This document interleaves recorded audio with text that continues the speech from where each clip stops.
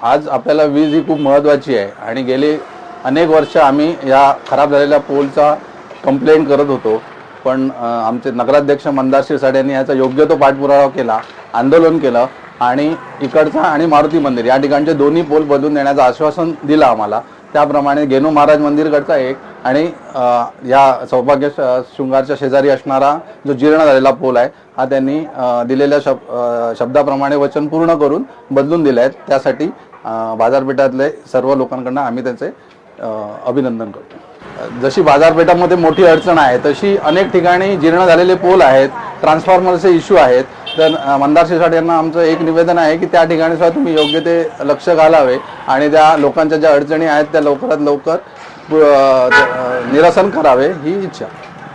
अत्यंत महत्त्वाचं काम मंदार शिरसाटने केलेलं आहे, कारण गेली 8-10 वर्ष ते जुने पोल असल्यामुळे आणि त्या ठिकाणी पूर्वीची जी ह्याची लाईन होती, कॉपरची लाईन होती आणि आता नवीन जी कनेक्शन दिले जातात ती एलिमेंटची कनेक्शन देतात। त्यामुळे दर पावसाळ्यात किंवा आणखी एका दर वर्षाला 2 वेळा तरी तिकडचे सगळं साफ करावं लागत असे, रस्टिंग येत होतं त्यामुळे आणि त्यामुळे बऱ्याच कुडाळच्या बाजारपेठेवर विद्युतीचा खेळखंडोबा एकसारखा व्हायचा।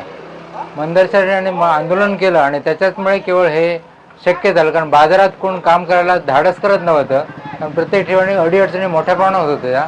त्या अडीअडचणी मात करून मंदार शिरसाट प्रत्येक जागेवर ते उपस्थित राहतात आणि त्याचमुळे हे अशा गोष्टी व्यवस्थितपणे घडून आल्या आहेत आणि आज आम्हाला अभिमान वाटतो की चांगल्या प्रकारचा पूल या ठिकाणी त्यांनी उभा करून घेतला, त्यामुळे आम्ही त्यांचे आभारी आहोत। दुसरी गोष्ट, सदर पोल हा अत्यंत याच्यापूर्वी धोकादायक म्हणजे खूपच धोका इथं आमचा पोल होता।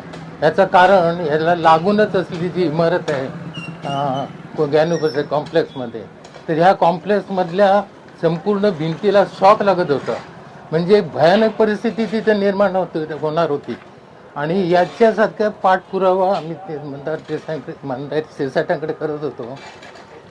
त्यांनी आज हे पूर्णत्वात हे काम केलेलं आहे, त्याच्यामुळे त्यांचं आम्ही अभिनंदनच करतो। पण धोका ह्याच्यानंतरचा जो धोका होणार होता तो धोक्यापासून मुक्त करण्यात आलेली आहे।